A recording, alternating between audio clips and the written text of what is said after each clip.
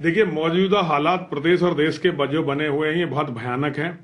रोज भारत के किसी ना किसी कोने में हिंदुओं की हत्याएं हो रही हैं। हिंदू बेटियों को बर्बाद किया जा रहा है लव जिहाद के माध्यम से या किसी भी तरह से, और हमारे मंदिर तोड़े जा रहे हैं, संत महात्माओं को मारा जा रहा है। और आज स्थिति ये हो गई है कि हम जैसे कुछ दो चार छोटे मोटे लोगों को छोड़ दें तो ना तो हिंदुओं का कोई नेता रहा है, ना हिंदुओं का कोई धर्मगुरु रहा है जो हिंदुओं के लिए आवाज उठाए, ना ही हिंदुओं का कोई मजबूत संगठन रहा है। तो आज भारत में हिंदुओं की स्थिति अनाथ के जैसी हो गई है और ये स्थिति बहुत दुर्भाग्यपूर्ण है। आज आपका आगमन अलीगढ़ में हुआ है जी। एएमयू पे क्या कहना है आपका? देखिए, एएमयू वो संस्थान है जिसने भारत का बंटवारा करवाया था। आज एएमयू जो है भारत को दारुल इस्लाम बनाना चाहता है। एएमयू का ये घोषित लक्ष्य है। आज दुनिया भर के आतंकवादी जो है एएमयू में पनाह पाते हैं। दुनिया भर के आतंकवादी जो मुस्लिम आतंकवादी हैं, जिहादी, वो सारी दुनिया से, केवल भारत के नहीं, ऐसे कई आतंकवादी हैं जो पूरी दुनिया में वांटेड हैं लेकिन वो एएमयू में रहते हैं। तो एएमयू जो है पूरी दुनिया के अस्तित्व के लिए खतरा है।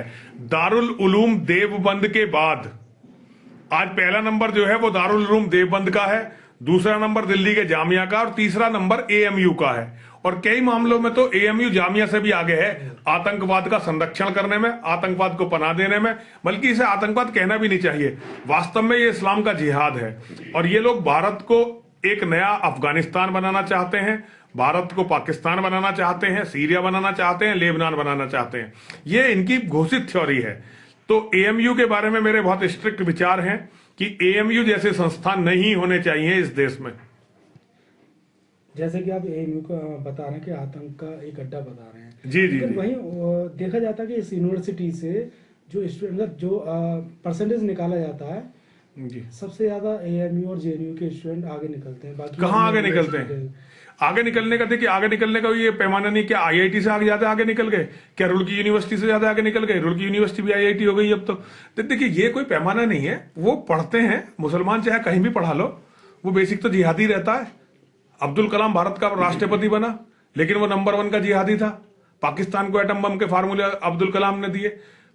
ये अफजल गुरु की जमानत, वो जो दया याचिका थी, कांग्रेस जैसी सेकुलर सरकार ने भी नहीं भेजी। सारे प्रोटोकॉल को तोड़ के केवल 48 घंटे के अंदर अफजल गुरु की मां और पत्नी से जो है और बेटे से अब्दुल कलाम ने भेंट की थी। अब्दुल कलाम ने वहां एक सेल बनाई थी राष्ट्रपति भवन में। तो देखिए, पढ़ाई का इससे कोई वो नहीं है। हिंदू भी पढ़ लिख के, अब कौन सी हमारी डॉक्टर साहब कम पढ़े लिखे हैं, लेकिन ये जागरूक हिंदू हैं। हम भी थोड़े बहुत पढ़े लिखे हैं। ऐसे मुसलमान जिहादी तो जितना ज्यादा पढ़ लेगा उतना बड़ा जिहादी होगा। तो ये जितना काबिल अलीगढ़ मुस्लिम यूनिवर्सिटी के होते हैं, तभी तो आज पूरे भारत में, पूरी दुनिया में छा गए। पूरी दुनिया में जिहाद छा गया। आज अमेरिका में एक भी मुसलमान बिना नंगी तलाशी के घुस नहीं सकता। ये इन्हीं एएमयू वालों की तो मेहरबानी है, दारुल उलूम देवबंद और एएमयू वालों की तो मेहरबानी है। आज पूरी दुनिया में जो मुसलमान की 2 कौड़ी की भी इज्जत नहीं है, उसके लिए सबसे बड़े तो भारत के फंडामेंटलिस्ट जिम्मेदार हैं। अभी कल ही का जो एक यूट्यूब पर बड़ा वीडियो आ रहा है उस लड़की का, कि किस तरह से उसकी तलाशी ली गई अमेरिका में, केवल इसलिए कि वो मुसलमान थी।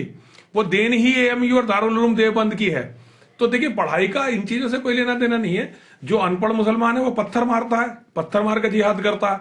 और जो पढ़ा लिखा मुसलमान है, जो मैसाचुसेट्स में पढ़ता है, वो जो है हवाई जहाज को वर्ल्ड ट्रेड टावर से टकरा देता है। तो मुसलमान जितना ज्यादा पढ़ेगा उतना बड़ा जिहादी होगा। इसका मतलब जिहाद और पढ़ाई का आप क्या वो है, जितना बड़ा पढ़ा लिखा उतने वो काबिल जिहादी होगा। अब्दुल कलाम का जिक्र किया और उनका और क्या लिंक होता है? देखिए, आप अभी गूगल पे ढूंढिए अब्दुल कलाम और अफजल गुरु का जो है संबंध, गूगल पे ढूंढिए, तब आपको समझ में आना शुरू होगा। उसके बाद फिर आप रिसर्च करिए, फिर आपको समझ में आएगा कि मैं क्या कह रहा हूं। पाकिस्तान से लिंक की बात की आपने। देखिए, ये एक बहुत वैसा वो है, और मैं इसके बारे में ज्यादा नहीं कहना चाहता, लेकिन फिर भी आप सर्च करिए ना। आप सर्च करेंगे तो आपको सच का पता चलेगा कि कितने वैज्ञानिकों की हत्या हुई जब अब्दुल कलाम भारत का राष्ट्रपति था और डीआरडीओ का चीफ था। कितने हिंदू वैज्ञानिक मारे गए और उनकी क्या कैसे कैसे मारे गए, जब ये आप सर्च करेंगे ना, तब आपको बहुत सारी ऐसी सच्चाई पता चलेंगी जिन्हें मैं कहना नहीं चाहता। अच्छा भाई, जो अलीगढ़ के सांसद हैं जी, बीजेपी से, वो अक्सर करके लेटर लिखते हैं। देखिए, ये बीजेपी के जो सांसद हैं, विधायक हैं, मंत्री हैं, इनकी औकात आजकल केवल बस ये लेटर लिखने की तो रह गई है। लेटर लिखने की और मुद्दा उठाने की। बीजेपी कोई भी ऐसा मुद्दा, अगर आप राम जन्मभूमि को तो बीजेपी ने एक धर्मनिरपेक्षता का केंद्र बना दिया है, और धारा 370 में कितने ब्राह्मण जाके बसा दिए हैं वो आप लोग जानते होंगे। ये दो ही बातें कहते हैं कि हमने ये दो बहुत बड़े तोप चला दी है, लेकिन इसके सिवा हिंदुत्व को जरा सा भी फायदा बाल बराबर भी बीजेपी के किसी नेता ने पहुंचाया हो, आपको पता चले तो मुझे जरूर बता देना। जैसे लेटर की बात हो रही थी, लेटर उन्होंने कई बार लिखे, तो लेटर से क्या होता है? जिन्ना की तस्वीर को लेके देखो, इससे लेटर से क्या, वो जाके हटा दें, वो तो बाहुबली है, जाके हटा देना, वो यहाँ के सांसद है, उन्हें धर्म के लिए कुछ करना चाहिए। लेटरबाजी कब तक चलती रहेगी? ये देखिए, 2029 में भारत का प्रधानमंत्री मुसलमान होगा। मुसलमानों की बढ़ती हुई भयावह आबादी, एक तो आबादी, और ये जो भयावह आबादी बढ़ रही है ना मुसलमानों की, इन्होंने भारत के भविष्य को अंधकार में कर दिया है। 2029 में भारत का प्रधानमंत्री मुसलमान होगा, और भारत का प्रधानमंत्री एक बार मुसलमान हुआ तो ये तो लेटर भी नहीं लिखेंगे। तो जब तक ये अपना शौक पूरा कर रहे हैं लेटर लिखने का, तो उन्हें करने दीजिए, उसमें हमारा क्या जा रहा है? वो लेटर, वो अपने समर्थकों को मैसेज दे रहे हैं कि देखो हमने लेटर लिखा, कुछ हुआ नहीं। सरकार उनकी, मुख्यमंत्री उनका, प्रधानमंत्री उनका, केंद्रीय गृह मंत्री उनका, राष्ट्रपति उनका, फिर भी लेटर लिखे जा रहे हैं। अगर ये समाजवादी पार्टी की सरकार होती और किसी हिंदू के मारना होता तो कत्ल करवा चुके होते। आप कह रहे 2029 में भारत का प्रधानमंत्री मुसलमान होगा, ये तय है। अब किस डेटा पे? देखिए, डाटा जो हमसे छिपाया गया, आज स्थिति यह है कि आप कहीं भी जाकर सर्वे करवा लो, हिंदुओं के पास केवल मकान रह गए हैं, मकान में रहने वाला कोई नहीं रहा। किसी पॉश कॉलोनी में चले जाओ, गांव में चले जाओ, हिंदुओं के घर खाली हो चुके हैं। दूसरी तरफ मुसलमानों के घरों में रहने के लिए अब जगह नहीं है, वो शिफ्टों में सोते हैं। मुसलमानों में 10 साल से छोटे बच्चे हिंदुओं से 1.5 गुने हो चुके हैं। और ये डाटा आपके सामने आएगा। सरकारों ने अभी तक केवल हिंदुओं से सच को छुपाया है, चाहे कांग्रेस की सरकार हो चाहे बीजेपी की सरकार हो। हमारी सरकार से केवल आज तक एक ही मांग रही थी, पहले थी, वो आज नहीं है। मांग ये थी कि सरकार एक जनसंख्या नियंत्रण के लिए कठोर कानून बनाए, बहुत कठोर कानून। वो सरकारों ने बनाया नहीं, और अब बनाने से उसका फायदा नहीं, अब कुछ फायदा नहीं होने वाला, क्योंकि 2029 में तो भारत का प्रधानमंत्री मुसलमान बनेगा ही। और एक बार भारत का प्रधानमंत्री मुसलमान बना तो इस देश में कुछ भी अच्छा नहीं रह जाएगा। फिर लिख के रखिए, ये मैं तो उस दिन तक नहीं रहूंगा, मुझे तो ये जिहादी मार ही देंगे, लेकिन आप लोग देखेंगे अपनी आंखों से कि ये एक अफगानिस्तान बन जाएगा, जहां केवल लोगों की सड़ी गली लाशें, बदबूदार लाशें इधर उधर पड़ी होंगी, टूटी फूटी बिल्डिंगें होंगी, सारी यूनिवर्सिटी डैमेज हो जाएंगी, सब लोग कत्ल कर दिए जाएंगे।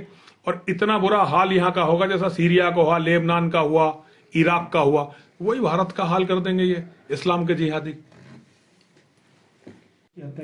युवक की हत्या के बाद तो वहां एक बेटी की और हत्या हो गई, और कल एक बेटी का किडनैप हो गया, कल गढ़मुक्तेश्वर में एक बेटी के ऊपर तेजाब फेंक दिया। रोज घटनाएं हो रही हैं, एक रिंकू की बात नहीं है, रोज घटनाएं हो रही हैं। रिंकू से पहले भी बहुत लोग मारे जा चुके हैं दिल्ली में। और इसमें कहने वाली कोई बात नहीं है, ये हमारे समाज की नपुंसकता, कायरता का प्रतीक है, जिसके कारण मुस्लिम समाज का हौसला बहुत तेजी से बढ़ रहा है, और वो हमारे लोगों का दिन दहाड़े कत्ल कर रहे हैं। कहीं ना कहीं मतलब सरकार बीजेपी के होने के बावजूद भी इस तरह की घटना सामने आना। देखिए, सरकार बीजेपी की सरकार कैसी सरकार है? बीजेपी की सरकार तो वैसी सरकार है जैसे समाजवादी पार्टी की सरकार थी, कांग्रेस की सरकार थी। अंतर क्या है? मुझे तो कोई अंतर अभी तक दिखाई नहीं दिया है। क्राइम पे कोई कंट्रोल नहीं है आपके हिसाब से? क्राइम का, देखिए, मैं क्राइम के बारे में तो नहीं जानता, क्राइम मेरा विषय नहीं है। मेरा विषय है जो हमारी हिंदुओं की समस्याएं हैं। हिंदुओं की समस्याएं पिछली सरकारों के मुकाबले हिंदुओं की ज्यादा बढ़ी हैं। हिंदुओं की हत्याएं पहले से कई गुना हो गई हैं, हिंदुओं पर अत्याचार पहले से कई गुना हो गया है, लव जिहाद इतना भयंकर हो गया है कि अब इसका कोई तोड़ नहीं दिखाई दे रहा। तो हमारे मोर्चे पर सरकार बिल्कुल विफल है, हमारी अपेक्षाओं पर सरकार बिल्कुल विफल है।